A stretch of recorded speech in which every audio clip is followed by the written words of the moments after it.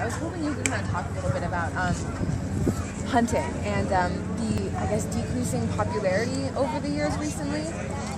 Well, yeah, it's a big concern amongst outdoor-oriented folks that there's been a decline in the recruitment of young people into the population of hunters, trappers, fishermen, outdoor sports people in general. I think that we're interested in seeing that continue and to try to do what we can to reverse that process, because outdoor sports and outdoor recreation increases the activity levels for folks. We want people to have healthy lifestyles and be outdoors.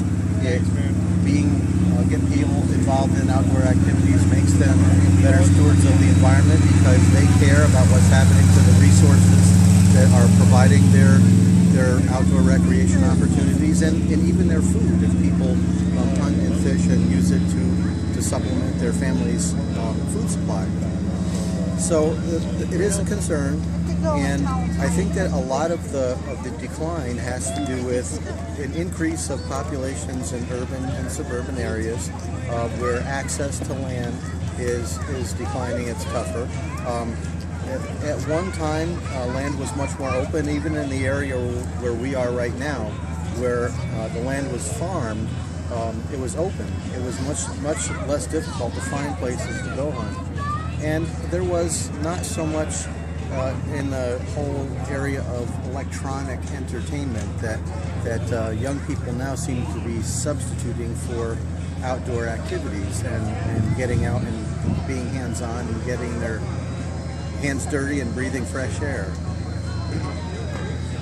So as part of the Cornell Cooperative Extension, are you guys doing anything to try and reverse this, to try and get kids out there interested in the outdoors, get them hunting again? Oh, sure.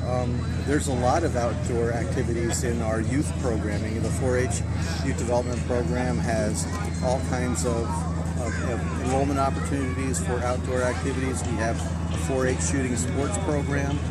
One of the tools that we use for the shooting sports program is the hunting and shooting simulator that we have set up in the trailer right over here to get youth familiarized with firearms and firearm safety in ethical hunting situations.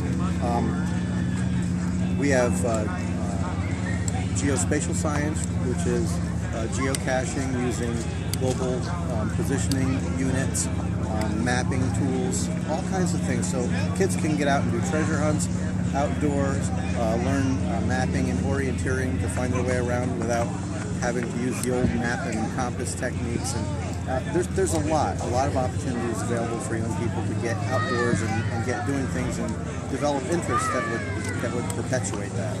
So is there anything in the realm of like lack of game or difficulties in getting licensed? No. It's more of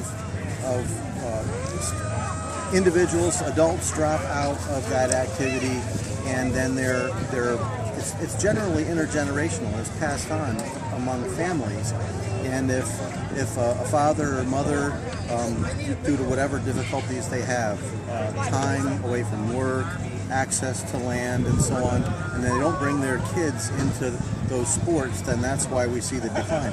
There's just as much game out there as there ever has been, and in fact, most areas the State Department of Environmental Conservation finds a challenge in managing, for example, the deer herd at the level that they'd like to keep it at. So there's definitely no lack of game. There's more of a lack of access to land to be able to get at the game. And more land is privately owned, not necessarily by farmers who don't mind people hunting on their land. A lot of hunters themselves control a lot of land and keep the access tightly regulated. And in general, people are much more private and less. There's liability concerns also. I mean, we're in a sue-happy society, and if you let people hunt on your land, you have liability concerns. You have to insist that they be insured. You have to be insured to cover that. So it's an access problem. And if we had more readily accessible public land or privately owned land that was hunter friendly, then I think that would go a long way to addressing it. Thank you very much. That was very, very helpful.